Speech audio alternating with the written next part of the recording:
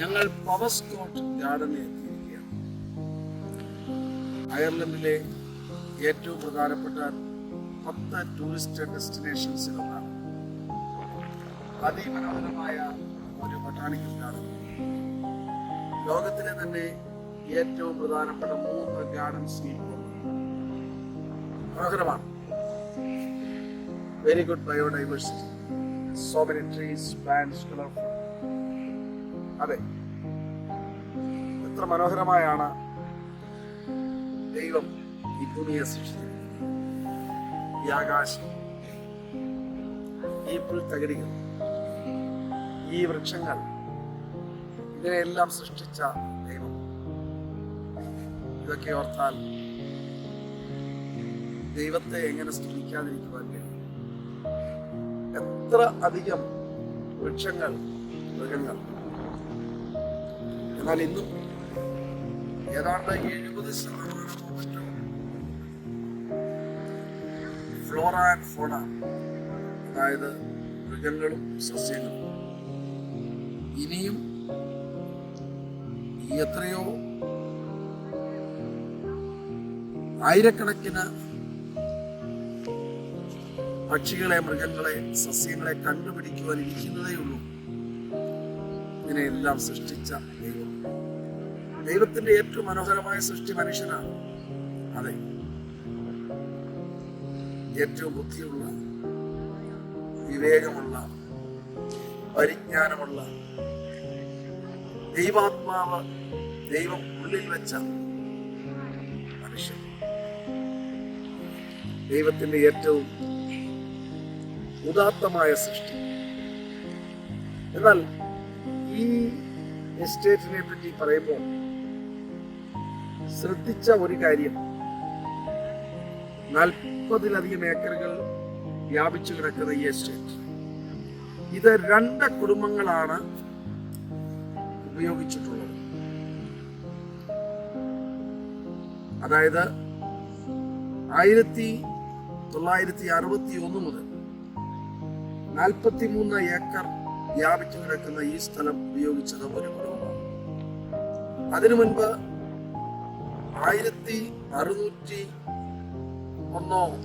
മറ്റോ മുതൽ 1961 വരെ ഉപയോഗിച്ചത് മറ്റൊരു കുടുംബമാണ്. ഒരുപക്ഷെ അവരുമായി ബന്ധപ്പെട്ട കെട്ടിടമായിരിക്കും അവിടെ കാണുന്നത്. ആ കെട്ടിടത്തിൽ കൂടിയാണ് നമ്മൾ ഈ ഗാർഡനിലേക്ക് പ്രവേശിക്കുന്നത്. 1600 മുതൽ ഈ 2 കുടുംബങ്ങൾ ഈ സ്ഥലം ഉപയോഗിച്ചു. ഈ മരങ്ങളൊക്കെ 10 വർഷം മുൻപോ 20 വർഷം മുൻപോ ഒന്നും ഇവിടെ നട്ടതല്ല.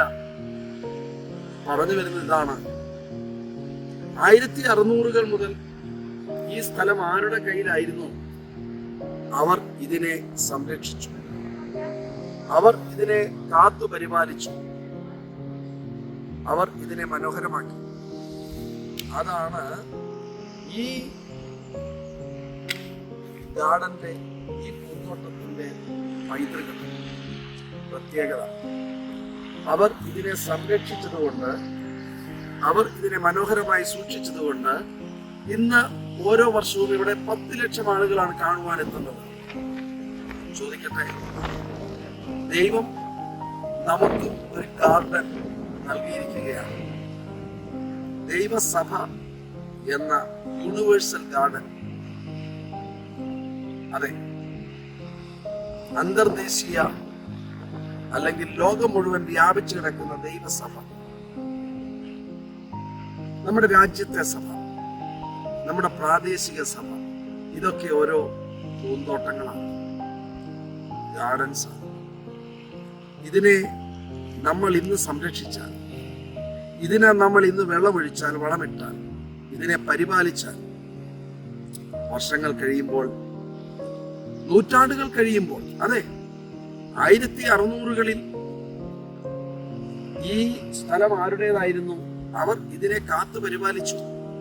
അതുകൊണ്ട് ഇന്ന് ഇവിടെ വരുന്ന ലക്ഷക്കണക്കിന് ആളുകൾക്ക് ഇതൊരു വിസ്മയമാണ്. നമ്മൾ ചർച്ചിൽ നമ്മളെ ദൈവം ഏൽപ്പിച്ചിരിക്കുന്ന, നമ്മളെ ദൈവം ആക്കിയിരിക്കുന്ന പ്രാദേശിക സഭ, നമ്മൾ ആ സഭയ്ക്ക് ഒരു അനുഗ്രഹമാണോ?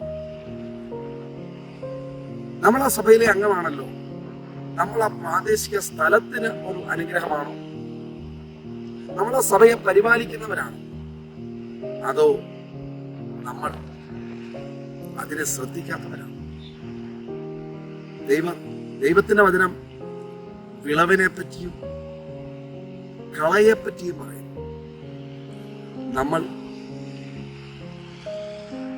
നമ്മളൊക്കെ തോട്ടക്കാരാണ്. സ്റ്റുവാർഡ്സ് എന്ന ഇംഗ്ലീഷിൽ പറയുന്ന തോട്ടക്കാർ. ദൈവം നമ്മളെ ഓരോരുത്തർക്കും ആക്കിയിരിക്കുന്നത് അതിനെ പരിപാലിക്കുവാനാണ്, അതിനെ മനോഹരമാക്കുവാനാണ്, അതിനെ വെള്ളം ഒഴിക്കുവാനാണ്, അതിനെ തളർത്തുവാനല്ല, അതിനെ പടർത്തുവാനാണ്, ഉത്തരവാദിത്തങ്ങൾ നിർവഹിക്കുവാനാണ്. അത് നമ്മൾ ചെയ്യുമ്പോൾ നൂറ്റാണ്ടുകൾ കഴിഞ്ഞാലും അതിന്റെ മനോഹാരിത വർദ്ധിക്കും. നമ്മളെ മനുഷ്യർ ഓർക്കും. നമ്മളെ ഓർത്തില്ലെങ്കിലും ദൈവത്തെ ഓർക്കും. അതെ, അതുകൊണ്ട് ദൈവത്തെ ഓർത്ത് നമ്മൾ ആ പൂന്തോട്ടത്തെ പരിപാലിക്കുന്നവരായിരിക്കും. നമ്മുടെ കുടുംബം എന്ന പൂന്തോട്ടം, നമ്മുടെ പ്രാദേശിക സഭ എന്ന പൂന്തോട്ടം. ദുഃഖകരമെന്ന് പറയട്ടെ, പലയിടത്തും മത്സരങ്ങൾ. കഴിഞ്ഞ ദിവസം ഒരിടത്ത് വായിച്ചു, ഒരേ സഭയിൽ 2 മത്സരങ്ങളാണ്. 2 പേരും തിരഞ്ഞെടുക്കുകയാണ് സ്ഥാനാർത്ഥികൾ. 2 കൂട്ടരും പറയുകയാണ് ഞങ്ങളാണ് യഥാർത്ഥ സഭ. അത്രയും പോലും നമുക്കൊക്കെ പരസ്പരം സംസാരിച്ച് ഒരു മേശയ്ക്ക് ചുറ്റുമിരുന്ന കാര്യങ്ങൾ പറഞ്ഞു തീർക്കുവാൻ കഴിയുന്നില്ല എങ്കിൽ ഏത് ആത്മാവാണ് നമ്മളെ നടത്തുന്നത്? നൂറ്റാണ്ടുകൾ കഴിയുമ്പോൾ നമ്മൾ നിലനിൽക്കുമോ, അത് നശിച്ചു പോകും? ഞങ്ങളിപ്പോൾ അയർലൻഡിൽ, ഇവിടെ ദൈവസഭ സത്യത്തിൽ ദുഃഖത്തോടെ പറയട്ടെ നാമാവശേഷമായിരിക്കും. ഈ പൂന്തോട്ടമുണ്ട്, എന്നാൽ ദൈവസഭ എന്ന പൂന്തോട്ടം ഇല്ല. നമുക്കത് സംഭവിക്കരുത്. അതെ, ആരൊക്കെയോ വളർത്തേണ്ടവർ തളർത്തിക്കളഞ്ഞു, വെള്ളം ഒഴിക്കേണ്ടവർ കരിച്ചു കളഞ്ഞു, വളമിടേണ്ടവർ അത് ചെയ്തില്ല. കൂലിക്കാർ പരസ്പരം മത്സരിച്ചു. ഉത്തരവാദിത്തം നിർവഹിക്കേണ്ടവർ തങ്ങളുടെ സൗകര്യങ്ങൾ അനുസരിച്ച് തങ്ങളുടെ സ്ഥാനങ്ങൾക്ക് വേണ്ടി, മാനങ്ങൾക്ക് വേണ്ടി, പ്രതാപത്തിന് വേണ്ടി, പണത്തിന് വേണ്ടി എന്തൊക്കെയോ ചെയ്തു കൂട്ടിയപ്പോൾ പൂന്തോട്ടം നശിച്ചു. അത് ഒരു ബാഡ് എക്സാമ്പിൾ. ഇത് ഒരു ഗുഡ് എക്സാമ്പിൾ. ഇതായിരിക്കട്ടെ നമ്മുടെ ചിന്ത. സഭയെ പരിപാലിക്കുക. ഒരുപക്ഷെ നമ്മൾ ആ സഭയിലെ ഒരു വിശ്വാസി എന്ന് പറയപ്പെടുന്ന ഒരാൾ മാത്രമായിരിക്കും. നമ്മളും വെള്ളമൊഴിക്കേണ്ടവരാണ്, നമ്മളും വളമിടേണ്ടവരാണ്. നമ്മൾ പരസ്പരം കരം കോർക്കേണ്ടവരാണ്, പോർ വിളിക്കേണ്ടവരല്ല. അങ്ങനെയാണെങ്കിൽ ഇത് നൂറ്റാണ്ടുകൾ നിലനിൽക്കും. അനേകർക്ക് അത് കുളിർമ. നമുക്കത് ചെയ്യാം. അതായിരിക്കട്ടെ നമ്മുടെ ലക്ഷ്യം. അതാണ് നമ്മുടെ വിളി. ഇതാ 2 കുടുംബങ്ങൾ ഇതിനെ പരിപാലിച്ചതുകൊണ്ട് ഇന്ന് ലക്ഷക്കണക്കിന് ആളുകൾക്ക് ഇത് കുളിർമയാണ്. ലോകത്തിന് തന്നെ ഇതൊരു മാതൃകയാണ്. നമ്മൾ, നമ്മുടെ ജീവിതം, നമ്മുടെ കുടുംബങ്ങൾ, നമ്മുടെ സഭകൾ മാതൃകയാണ്. പ്രിയമുള്ളവരെ, കൊല്ലുവാൻ എളുപ്പമാണ്. ഈ ഒരു മരത്തെ കൊല്ലാൻ 1 ദിവസം മതി. ഇങ്ങനെയൊരു മരം അതുണ്ടാകുവാനും നൂറ്റാണ്ടുകൾ വേണ്ടി നടക്കരുത്. വലിയ ഉത്തരവാദിത്വം നമുക്ക് ദൈവം അനുഗ്രഹിക്കും.